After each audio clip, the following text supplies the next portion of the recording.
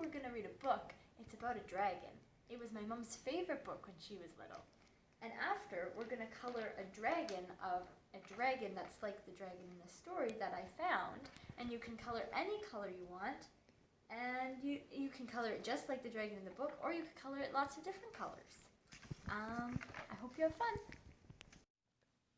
There's No Such Thing as a Dragon. Story and pictures by Jack Kent.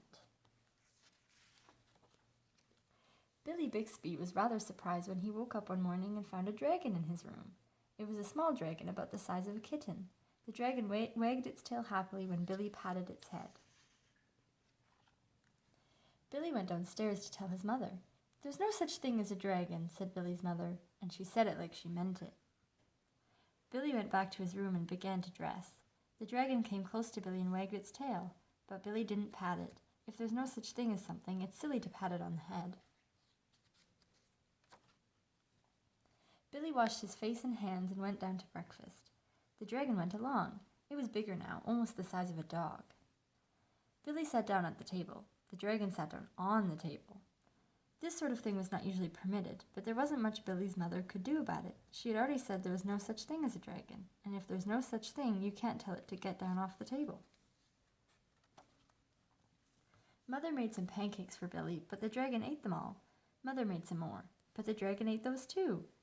Mother kept making pancakes until she ran out of batter. Billy only got one of them, but he said that's all he really wanted anyway. Billy went upstairs to brush his teeth. Mother started clearing the table. The dragon, who was quite as big as Mother by this time, made himself comfortable on the hall rug and went to sleep. By the time Billy came back downstairs, the dragon had grown so much he filled the hall. Billy had to go around by way of the living room to get to where his mother was.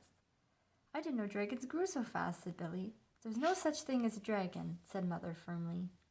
Cleaning the downstairs took Mother all morning, what with the dragon in the way and having to climb in and out of the windows to get from room to room. By noon, the dragon filled the house. Its head hung out the front door, its tail hung out the back door, and there wasn't a room in the house that didn't have some part of the dragon in it.